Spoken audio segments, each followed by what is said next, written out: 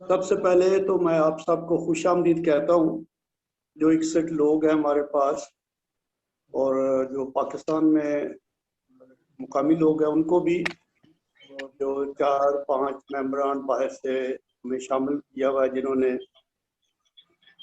ان کو بھی میں خوش آمدید کہتا ہوں۔ رانا یواب صاحب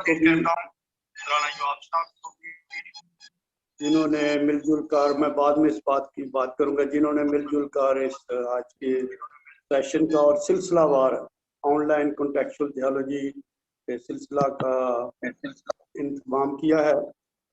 میں سب سے پہلے، کیونکہ یہ ہمارا پہلا پروگرام ہے اور یہ مکتبہ نامہ پاکستان کی 32ویں سالگرہ کے موقع پر منعقد ہو رہا ہے، اس لیے میں کافی جی بھر کے اس پہ بات چیت کرنا چاہتا ہوں، تاکہ جو بھی لوگ آن لائن اس پروگرام کو دیکھیں گے وہ اس سے واقف ہوں کہ ان کا ہوسٹ میزبان کون ہے اور کون یہ پروگرام کی ساری سرپرستی کر رہے ہیں۔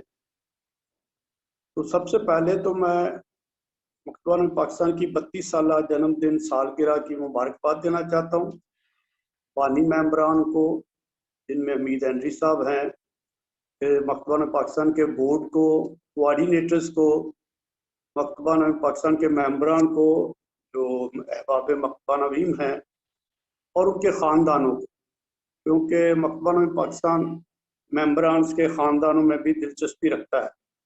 ہم ان کلیسیائی پاسبان اور خادموں کو بھی مبارکباد دینا چاہتے ہیں جو مکتبہ نویم کے لیے اچھے خیالات رکھتے ہیں اور تعاون کرتے ہیں، اور کلیسیائی ادارے، ہم اپنے مترجمین جو ہمارے لیے کتابیں ترجمہ کرتے ہیں، مصنفین جو ہمارے لیے کتابیں لکھتے ہیں، اور قارئین جو ہماری کتابیں خریدتے اور پڑھتے ہیں، اور ہمارے پروگراموں کے شرکا، ان سب کو، اور بالخصوص اپنے محسنین کو جو مالی معاونت سے ہمارے پروگراموں کو آگے بڑھاتے ہیں، اور ہمارے خیر خواہوں کو، ویل وشرز کو خراج تحسین پیش کرنا چاہتے ہیں کہ 32 سالہ جدوجہد کے اس سوچ کے سفر میں وہ مسلسل ہمارے ساتھ ہیں اور ہمارے ساتھ تعاون کرتے ہیں۔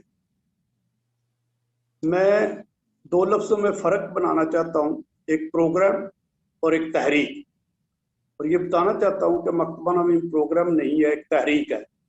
پروگرام تو ایک معمول کا عمل ہے جو ہم کرتے ہیں، سارے ادارے کرتے ہیں، لیکن تحریک انسان کو جوان رکھتی ہے۔ پروگرام تو اس تحریک کے ایک ظاہری خارجی لیپ ہوتے ہیں، چند گھنٹوں کا گلیمر ہوتا ہے۔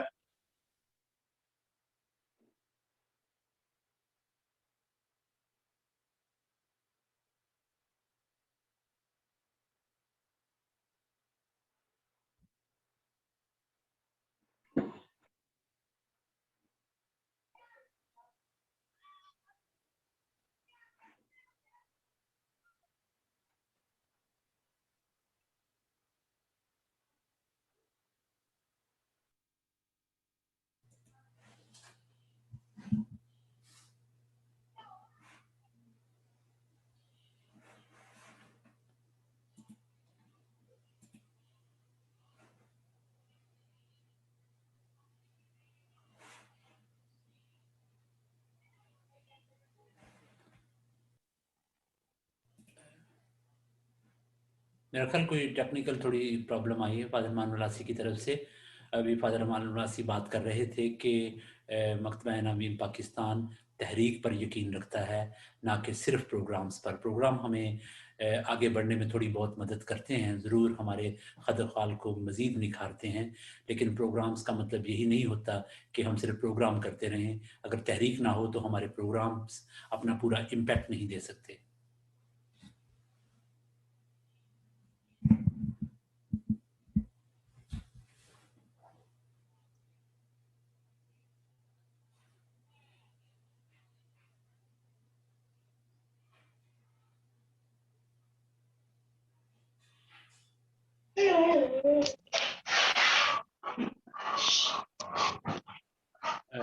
اگر آپ لوگ اپنا آپ کو خود ہی میوٹ رکھیں تو پھر اس میں ایکو یا کئی آوازیں ادھر ادھر سے نہیں آئیں گی، کم آئیں گی۔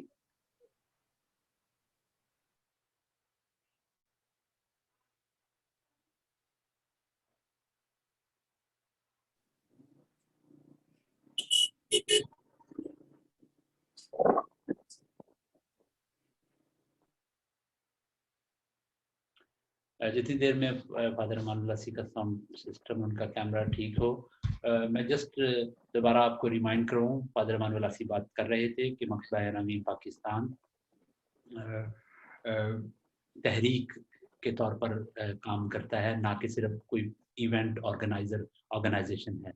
अगर हम सिर्फ इवेंट्स के मुतालिक बातचीत करते रहें कि ये इवेंट हो गया, ये इवेंट हो गया, तो शायद हमारे रिश्ते और नाते और ताल्लुकात इतने मजबूत नहीं हो पाते। मिसाल के तौर पर हमारे ख़ानदानी रिश्तों में, हमारी दोस्तियों में सिर्फ इवेंट्स ही नहीं होते कि जो मैटर करते हैं कि आज बच्चे की सालगिरह कर ली है तो अगले दिन दूसरे बच्चे की सालगिरह कर ली, फिर इसकी शादी पे चले गए इकट्ठे, और फिर हमने शॉपिंग इकट्ठी कर ली। सिर्फ रिश्ते, नाते, ताल्लुकात, दोस्तियाँ इवेंट्स की बुनियाद पर नहीं चलते कि हम इकट्ठे प्रोग्राम कर रहे हैं, बल्कि वो आगे बढ़ने और सोच में हम पैदा करने और आगे बढ़ने की सलाहियत का नाम है। जी फादर जी। अच्छा, तो मैं बता रहा था कि मकतबा में पाकिस्तान ने इससे पहले भी तवील दौरानिया के तरबीती प्रोग्राम्स करवाए हैं। 1997 से ये रवायत पड़ी थी, सादोकी में ये प्रोग्राम होता था। फिर हैदराबाद में अकबर रफ़ाइल की रहनुमाई सरपरस्ती में काफ़ी देर ये एक तजर्बा हुआ, कामयाब तजर्बा।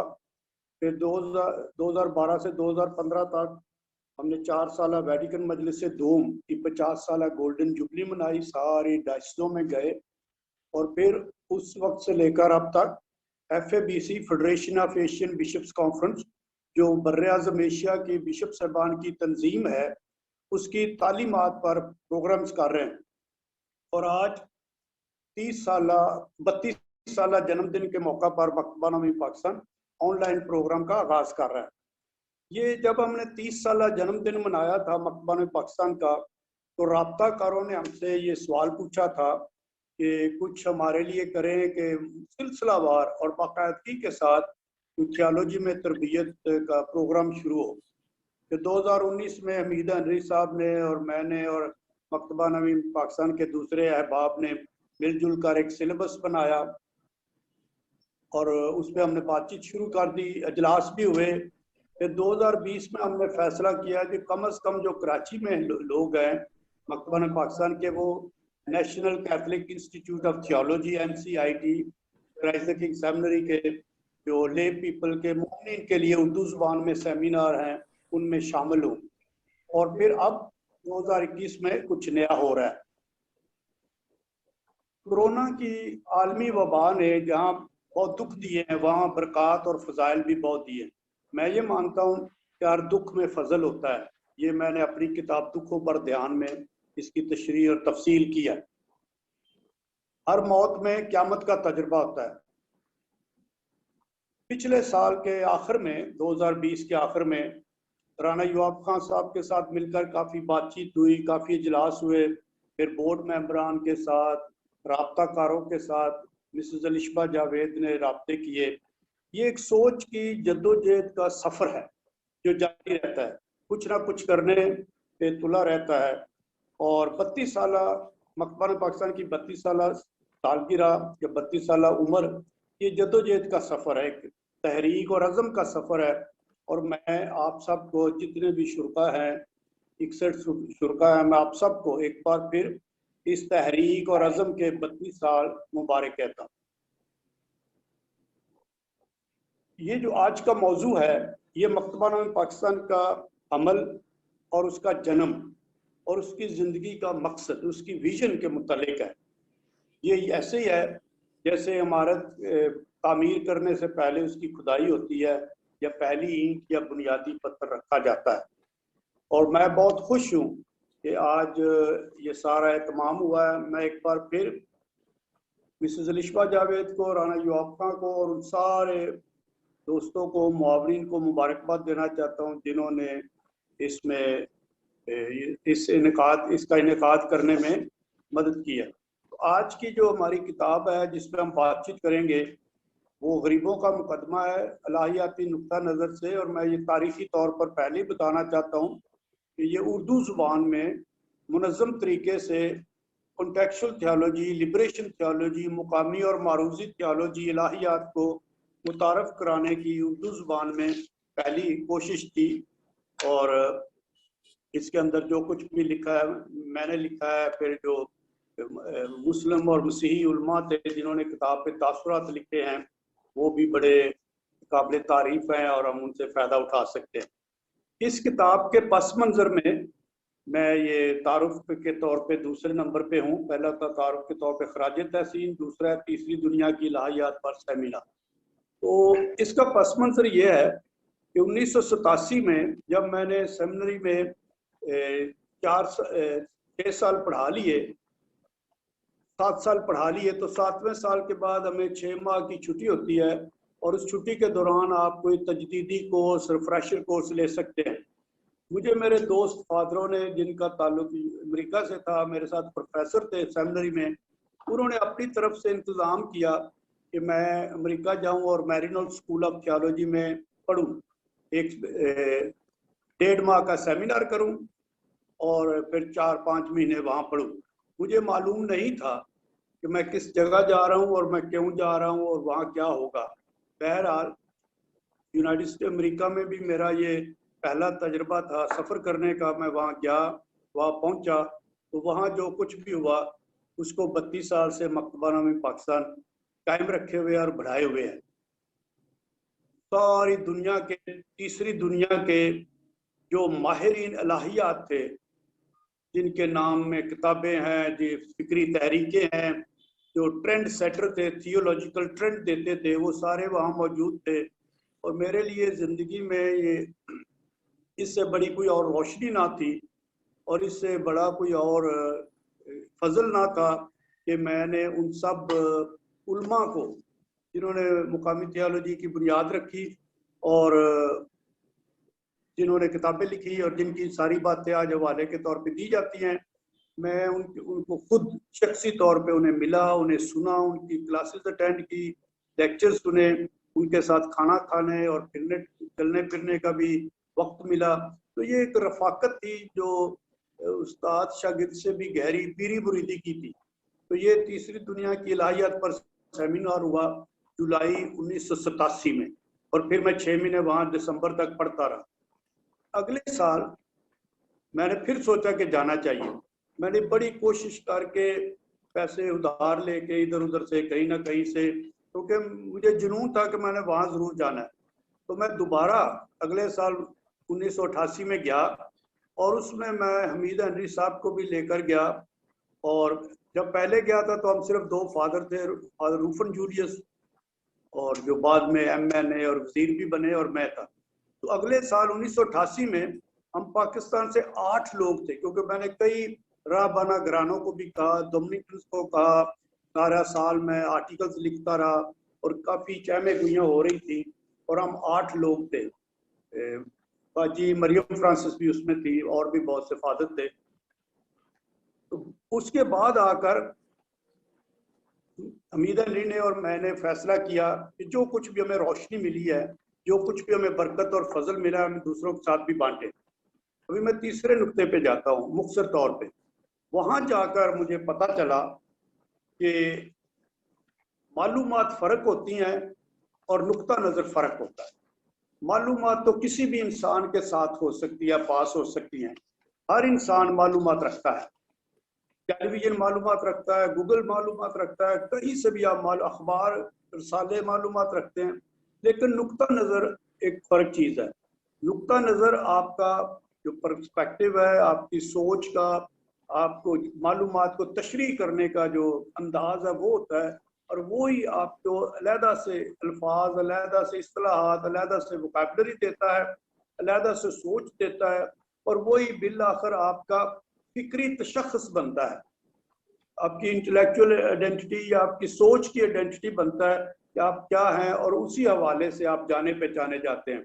तो मेरे लिए मालूमात गो बहुत ज़रूरी है, लेकिन कम अहम है। मेरे लिए नुक्ता नज़र रखना बहुत ज़रूरी है। आपकी मालूमात ढेरों हो, हज़ारों, अगर आपका उसका नुक्ता नज़र नहीं है तो मालूमात आप आगे मुअस्सर तरीके से आप आगे फैला नहीं सकते। मसलन किसी का भी, एक किसान का नुक्ता नज़र हो सकता है, मजदूर का नुक्ता नज़र हो सकता है, एक मोमिन का नुक्ता नज़र हो सकता है, ख़वातीन का अपना नुक्ता नज़र हो सकता है, मालूमात वही होती हैं, लेकिन हर शख्स ने अपनी ज़िंदगी के हवाले से, अपने सियाक़ो सबाक, अपने कॉन्टेक्स्ट के हवाले से उन मालूमात को देखना, उनकी तशरीह करना और उनकी तशरीह और तफसील करना और उनको बयान करना होता है। इसलिए ये बहुत अहम है। और मैं महसूस करता हूँ, मेरा पॉइंट नंबर 4 है कि मकतबाना पाकिस्तान का जन्म मालूमात की बना पर नहीं है, नुक्ता नज़र की बना पर। और मकतबाना पाकिस्तान अगर आज तक जिंदा है और उसमें तहरीक है 32 सालों से और लोगों को मुतासर कर सकता है या लोगों को कोई रोशनी दे सकता है, तो वो मालूमात की वजह से नहीं, वो नुक्ता नज़र की वजह से। मैं इसके साथ ही अपनी किताब के बाब अव्वल की तरफ जाता हूँ। और ये जो कुछ उधर मैरिनल स्कूल ऑफ थियोलॉजी में हुआ और उसके बाद जो कुछ हमीद हेनरी साहब ने और मैंने जो सोचकर मकतबाना पाकिस्तान की बुनियाद रखी, मैंने महसूस किया कि वहाँ मेरी ज़हनी तहारत हुई थी, वहाँ मेरी फिक्री बालिदगी हुई थी। मालूमात तो मुझ में पहले भी थी, मैंने 7 साल सेमिनरी में पढ़ाया, उससे पहले मैं 4 साल रोम में पढ़ता रहा, लेकिन नुक्ता नज़र वाज़े, क्लियर, ठोस और मेरा नुक्ता नज़र उस सेमिनार के बाद जिसकी मैंने बातचीत की है वहाँ से पता चला। वहाँ नुक्ता नज़र आपको बताता है कि महल्ले की हालत और महल की हालत में जो पैदा होने वाली फिक्रें, सोचें हैं, वो फ़र्क होती हैं।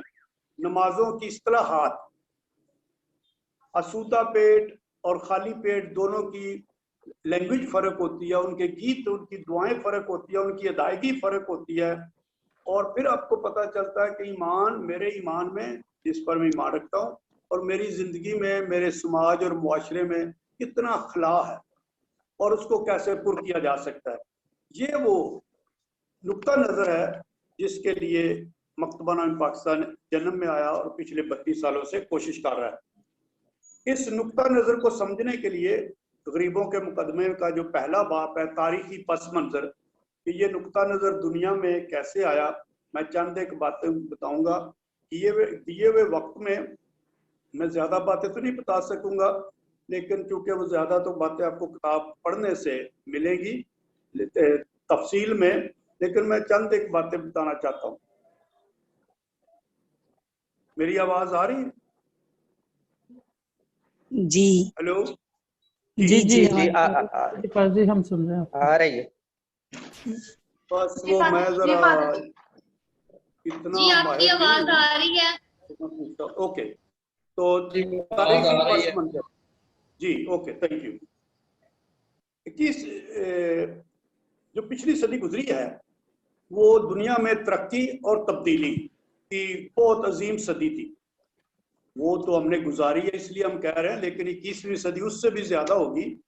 लेकिन ये एक तारीखी तौर पर बात करने की बात है कि बहुत सारी मिसालें आई कि खासकर इंसान की सोच में जितनी इनकलाबी तब्दीलियां पिछली सदी में, 20वीं सदी में जिनकी बुनियाद रखी गई है वो पहले नहीं थी। पहले भी होती थी, पहले भी तरक्की होती थी, लेकिन उस लेवल से नहीं कि एक एक शख्स को, एक एक फर्द को हिला दे।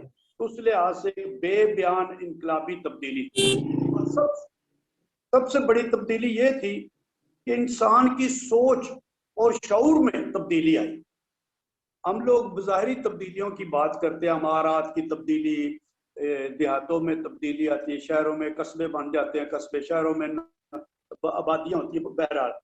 लेकिन एक इंसान के अंदर सोच और शऊर में तब्दीली आती है, वो उसकी अपनी कुव्वत बन जाती है।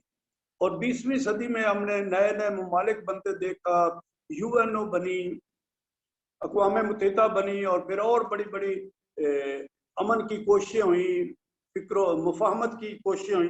बहरहाल तो ये वो तब्दीलियां थी जिन्होंने हर इंसान की सोच को मुतासर किया। और ऐसे में कलीसिया भी, बल्कि कोई मजहब भी सोचने पर मजबूर हो गई कि गुर्बत और महरूमियत की वजूहात क्या हैं, और इन वजूहात के खिलाफ जद्दोजहद करने के लिए गरीब लोगों को कुव्वत मिलनी पैदा हुई। उनके अंदर जो एक कुव्वत थी, महसूसात थे, एक कुव्वत बनकर सामने आई। तो कलीसिया में भी इस नई रोशनी को और शऊर को जगह मिली। 3-4 बातों में बताऊंगा। प्रोटेस्टेंट हलकों में वर्ल्ड काउंसिल ऑफ चर्चिज का क़याम हुआ। कैथोलिक मसीहों में वेटिकन मजलिस दोम का इनेकाद हुआ, जिसकी 16 दस्तावेज़ात है जो मकबा ने पाकिस्तान ने शाया भी की है और उनके नाम बहुत खूबसूरत है। उसके अलावा और भी तब्दीलियां मैं बाद में भी जिक्र करूंगा। ये कैथोलिक कलीसिया में 100 साला समाजी शऊर के तालीमात की, सोशल टीचिंग्स की भी एक बहुत बड़ी तब्दीली थी। कैथोलिक कलीसिया में बिशप सिनड होने लगी और ये बहुत गहरी बातें हैं, इसका मैं फिर कभी हम जिक्र करेंगे।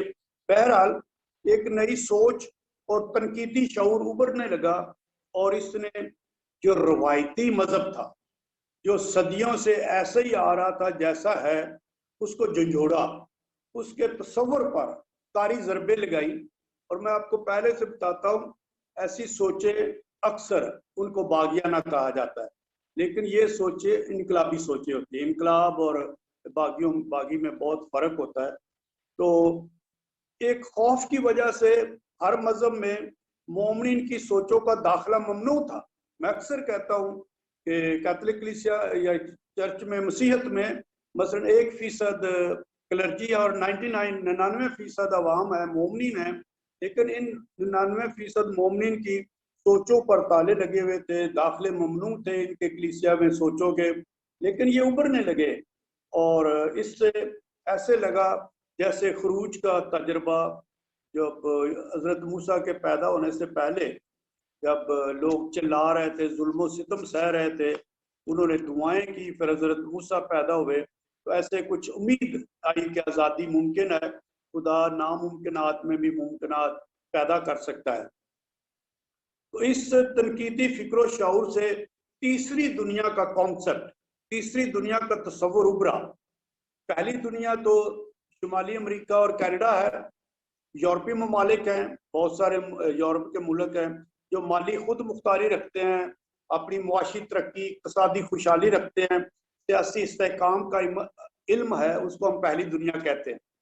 दूसरी तरफ तीसरी दुनिया है जो एशिया के तमाम ममालिक सवाए जापान, चीन और कोरिया के, बाकी तमाम ममालिक और अफ्रीका के ममालिक और जनूबी और वस्ती अमेरिका जिसको लातीनी अमेरिका भी कहते हैं, जो गुर्बत और इस्तेसार और महरूमियत की वजूहात का उन्हें इल्म होने लगा अब हम क्यों गरीब हैं। एक जो बड़ी वजह थी कि वो दुनिया के नॉर्थ और साउथ में जो तफरीक है, तकसीम है, ये थी कि दुनिया के उस हिस्से में जहाँ गरीब रहते हैं औसतन सालाना माहाना आमदनी इतनी कम है जिसका कोई अंदाजा नहीं। मैं आज इस वक्त उन्हें दादोशुमार में नहीं जाऊंगा, लेकिन मैं बताना चाहता हूँ कि ये चंद तारफी बातें हैं, तारीखी हक़ाइक़ हैं जिनसे ना तो आंखें चुराई जा सकती हैं और ना ही दिल सख्त किए जा सकते हैं। हाँ,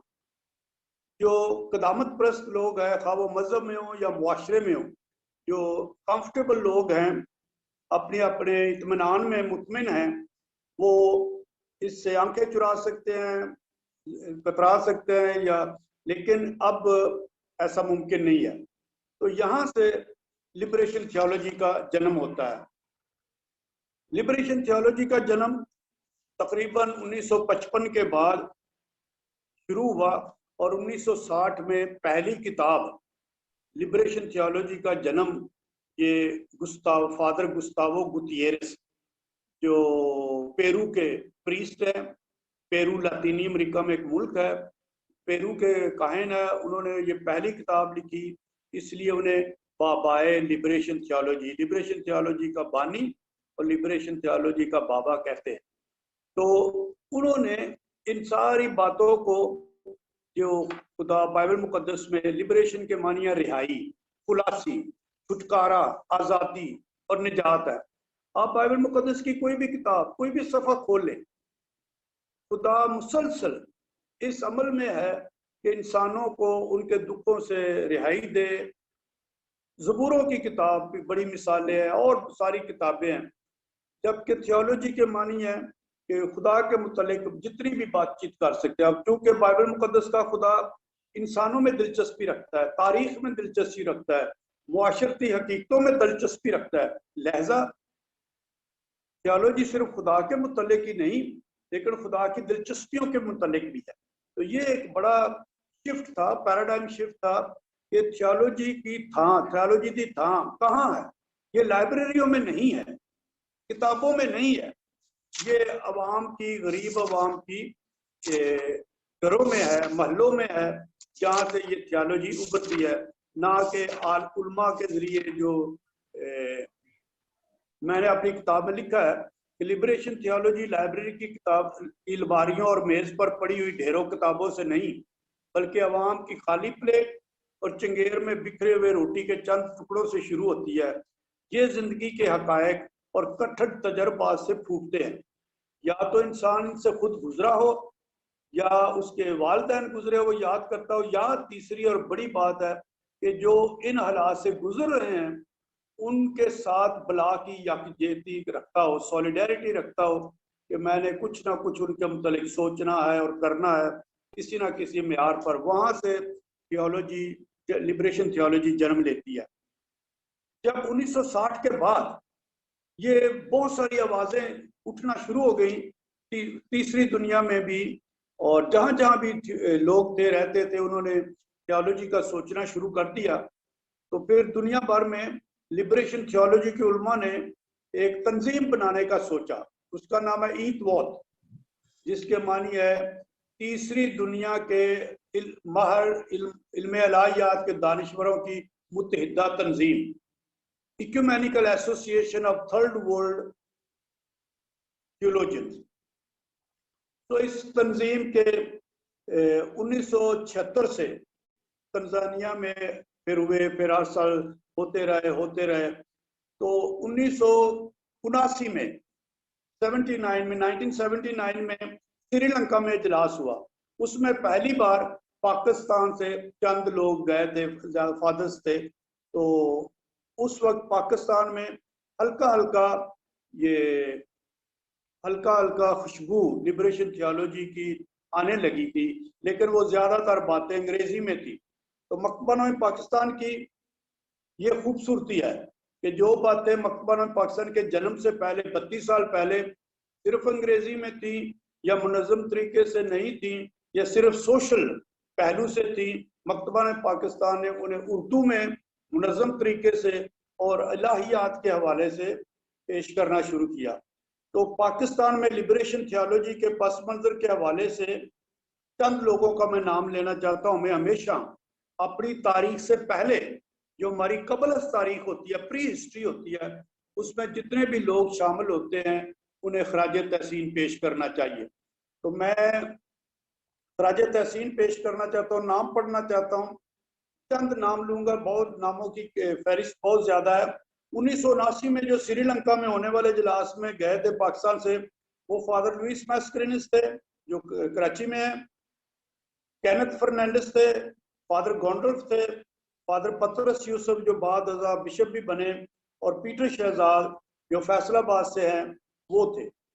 تو ان میں چند ایک لوگوں کا نام میں لوں گا. فادر بونی مینڈس, فادر کرس میکوے, یہ امریکہ سے ڈومینیکن فادر تھے جن پہ مکتبہ نامہ پاکستان نے ابھی ایک کتاب بھی لکھی ہے. فادر لوئس میسکرینس جو کراچی میں ہیں, فادر گونڈلف جو اس وقت داون میں سو گئے ہیں, پطرس یوسف اور لارنس, فادر لارنس دانا, یہ دونوں بعد میں بشپ صاحبان بھی بنے.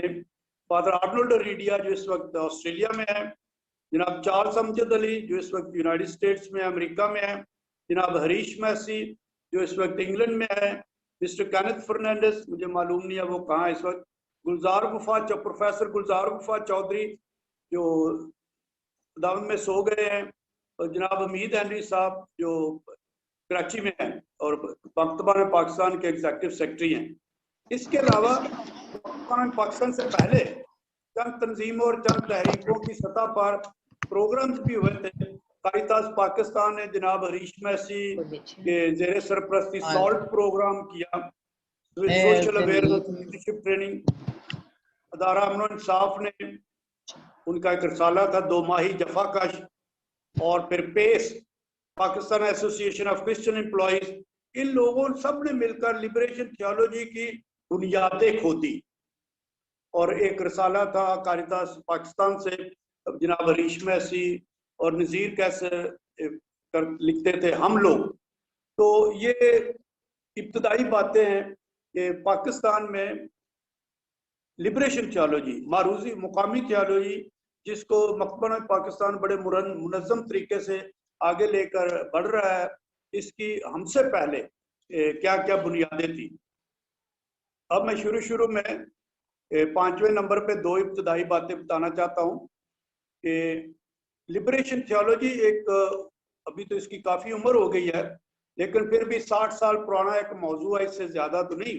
तो पाकिस्तान में 35-40 साल से इसकी बातचीत होती है। तो ये पहले तो ज़्यादातर बातें अंग्रेज़ी में होती थी, फिर उर्दू में होने लगी।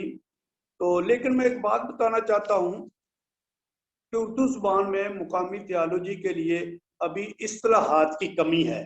उस पे हमारे लोगों ने, हमारे शोरा ने, हमारे उर्दू अदब से जो लोग ताल्लुक़ रखते हैं, उन्होंने अभी इस पे काम करना है, नई नई इस्तिलाहात देनी है। बेशक तरक्की पसंद उर्दू अदब ने भी अपनी 80-82 साल तारीख में जदीद इनकलाबी फ़िक्र के हामी शोरा, वो इधर इस मैदान में इन्होंने बहुत काम किया है। बड़े बड़े आलम हैं।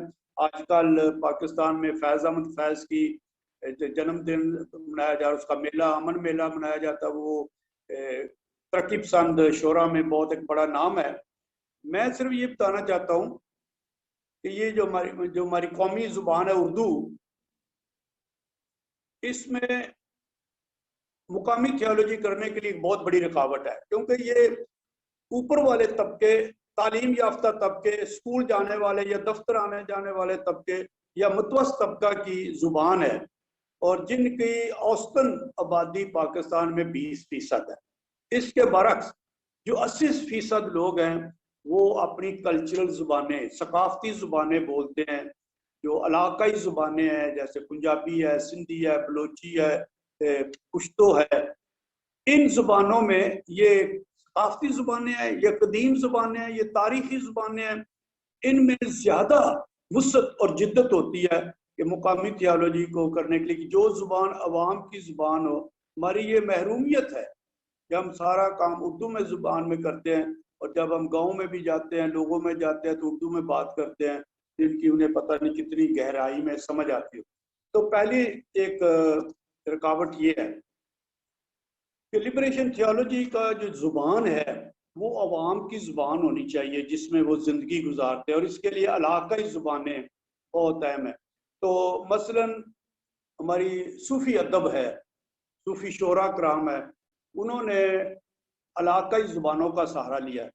उर्दू ज़ुबान इतनी कदीम नहीं है, ये चंद सदियों से बनाई गई है, और इसलिए सकाफ़ती ज़ुबान भी नहीं है, क्योंकि ये बनाई गई है, ये उस वक्त के जो हुक्मरान थे, जो ईरान से आए थे, फ़ारसी बोलते थे, मैं मुगलिया सल्तनत के दौर की बात कर रहा हूँ, उनको ज़रूरत थी कि कोई ऐसी ज़ुबान मिले जिससे वो आम के साथ बात कर सके, जो जहाँ जहाँ वो हुक्मरानी करते थे। तो उन्होंने इस इलाके को, जहाँ भारत, जिसमें हिंदुस्तान पाकिस्तान आता है, उन्होंने हिंदी को मिलाकर, फारसी को मिलाकर, कुछ अरबी को मिलाकर एक नई ज़ुबान, हिंदी को मिलाकर नई ज़ुबान तख्लीक की, जिसे हम आजकल उर्दू कहते हैं। तो उर्दू ज़ुबान में थियोलॉजी के हवाले से मैं बात कर रहा हूँ, इतनी वुसअत नहीं जितनी इलाकाई, सकाफ़ती और अवाम की ज़ुबानों में होती है। बहरहाल ये बातें लंबी हैं। दूसरी बात जो मैं इब्तदाई बातों में करना चाहता हूँ कि लिबरेशन थियोलॉजी में किसी भी मज़हब का कोई इजारादारी नहीं है, ना ही ये कहा जा सकता कि ये जो पहले होती थी कि जो अक्सरियती तबका था या मज़हब था, वो किसी बहुत सारी बातों को अपने अंदर लिए हुए था, थामे हुए था, कब्जा रखता था। मकबरा पाकिस्तान में उस लिहाज से कोई कब्जा ग्रुप नहीं है, ये बल्कि जो ऊपर वाले लोग होते हैं, अहम लोग होते हैं, बड़े बड़े लोग होते हैं, उन्होंने ये तासुबात बनाए होते हैं कि अगर कोई अखलाकियात की बात पूछनी है तो हमसे पूछे, हम बताएंगे, फैसला करेंगे, चुनाव करने में आपकी मदद करेंगे, क्या अच्छा है क्या बुरा है। اور اگر کوئی سوچ کی بات پوچھنی تب بھی. لیکن لبریشن تھیولوجی نے بلا تفریق مذہب، دین، رنگ اور نسل، صوبہ اور تمدن، ہر ایک کے لیے بنیادی انسانی حقوق کی بحالی اور حق اور انصاف اور مساوات اور آزادی کی بات کی ہے. اس میں کسی بھی ثقافت کے لوگ دوسری ثقافتوں کے ساتھ بھی اکٹھے مل کر بیٹھ سکتے ہیں. کسی بھی مذہب کے لوگ دوسرے بھی مذاہب کے لوگوں کے ساتھ مل کر بیٹھ سکتے ہیں. ہیلو ہیلو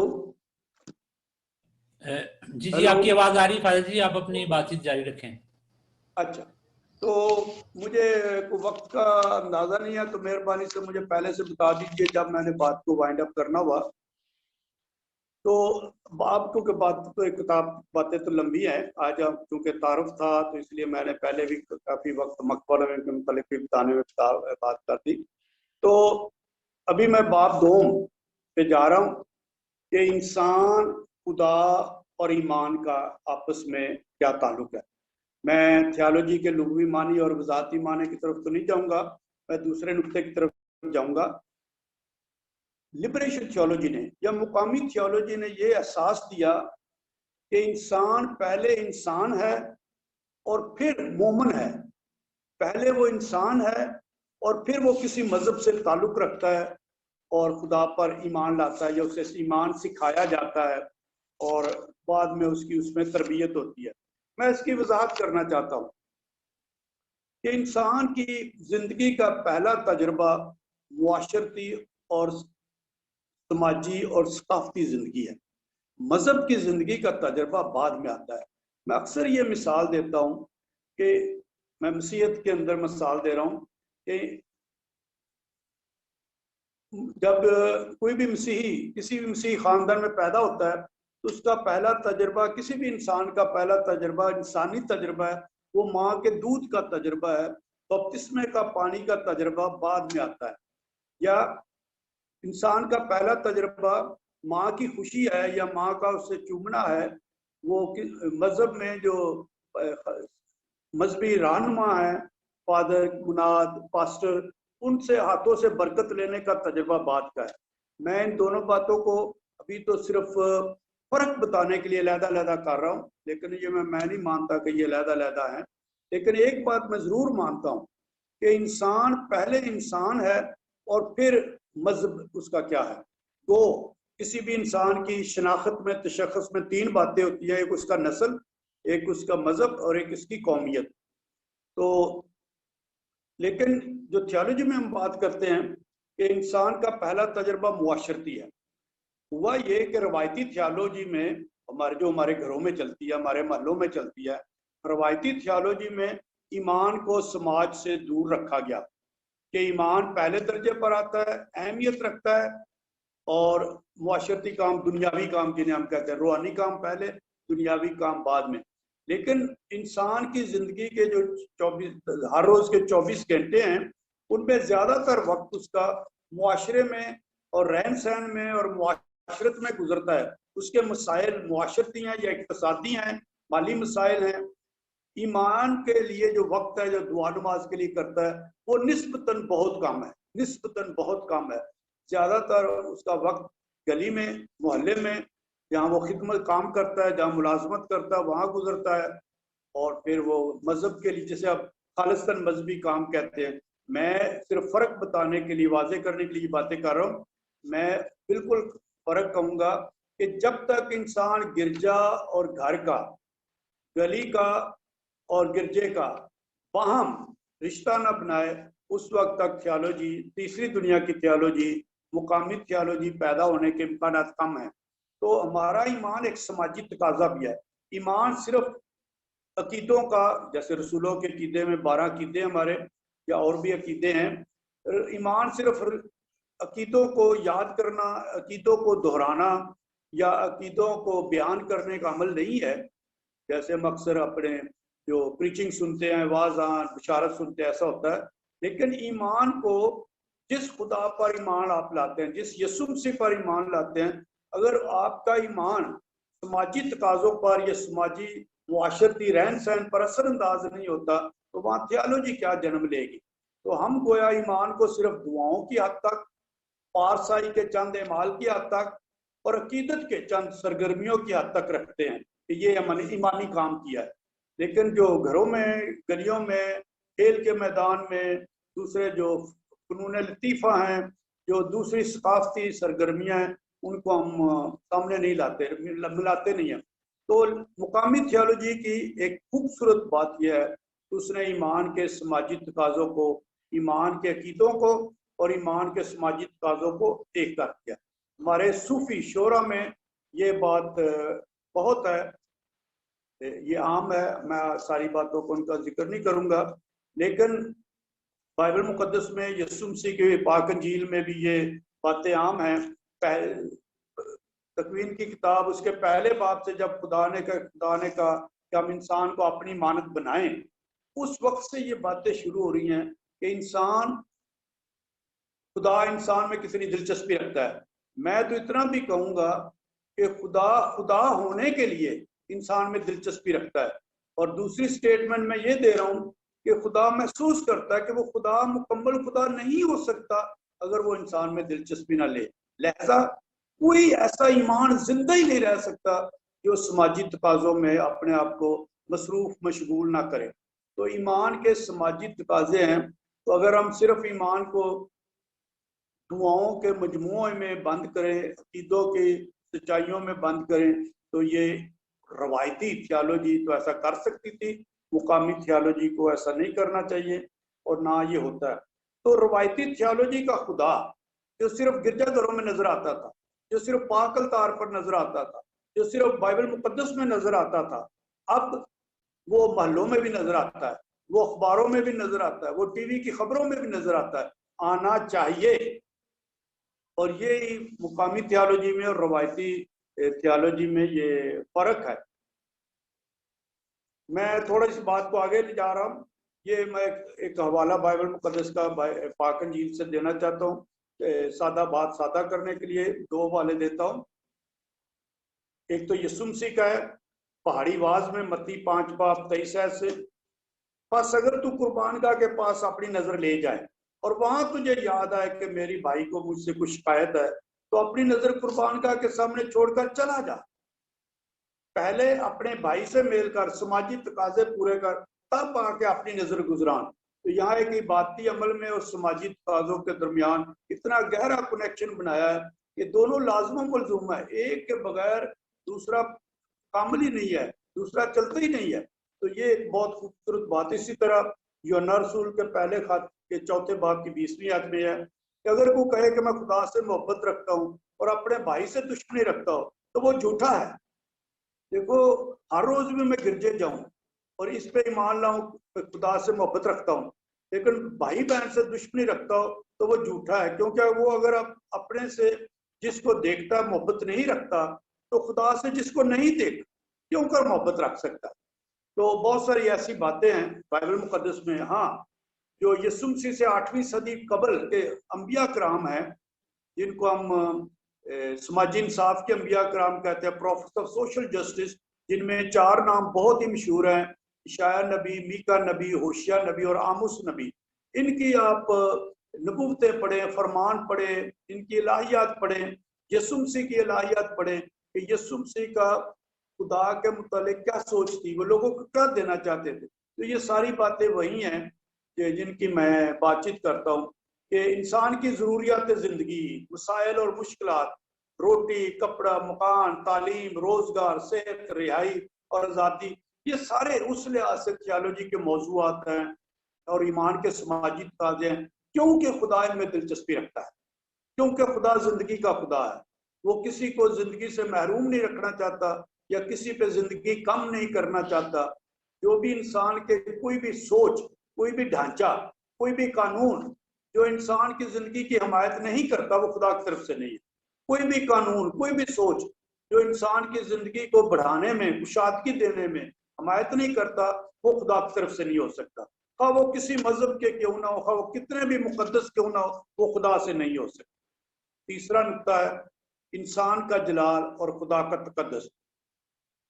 یہ ایک بہت بڑے کلیسیا کے مشہور دانشور، معلم اور آبے کلیسیا ہیں، चर्च फादर में ओरिजिन, उन्होंने इस बात को कहा है, the glory of God is the man fully alive, कि खुदा का जलाल इस पर है, इसमें है कि उसकी जिंदगी उस मुकम्मल तौर पर जिंदा रहे, कसरत से जिंदगी उसको मिले। जब हर इंसान को कसरत से जिंदगी मिलती है, शादगी में जिंदगी मिलती है, तो ये खुदा का तकद्दुस और खुदा का जलाल है। और ये जो बातें हैं ये पुराने अहदनामे के अंबिया कराम ने भी कही है, तो होलीनेस ऑफ गॉड, खुदा का तकद्दुस इसमें है कि इंसान को जिंदगी की कसरत मिले। मैं इस बात को ज्यादा बढ़ाना नहीं चाहता, लेकिन जो पहले 500 साल कलीसिया की तारीख के पहले 500 साल में जो मुक़द्दसीन और उलमा कराम और ईमान के मुबल्लिगीन आए हैं, जिन्हें हम अबाए कलीसिया कहते हैं, चर्च फादर्स कहते हैं, उन्होंने इस बात पर बहुत जोर दिया है, जो मुकामी थियोलॉजी इस बात पर जोर देती है कि इंसान का जलाल, खुदा का जलाल इसी में है कि इंसान को जिंदगी की कुशादगी मिले। यीशु मसीह ने भी कहा, मैं इसलिए आया कि वो जिंदगी पाए और कसरत से पाए, और खुदा का तकद्दुस भी इसी में है। तो जितनी भी कोशिश, कोई भी किसी लिहाज से भी कोशिशें करता है जिससे दूसरे इंसान को जिंदगी मिले, उसकी जिंदगी में इजाफा, उसको जिंदगी की कसरत हो, तो वो यकीनन खुदा को जलाल दे रहा है और खुदा के तकद्दुस के लिए आगे बढ़ा। तो यहाँ पे मैं बाप 2 को भी खत्म करता हूँ। अब मुझे इल्म नहीं है कि मेरे पास कितना वक्त है, वरना मैं अपनी बात को इस नुक्ते पे खत्म करूंगा, और अब आप सवालात और जवाबात आप कर सकते हैं।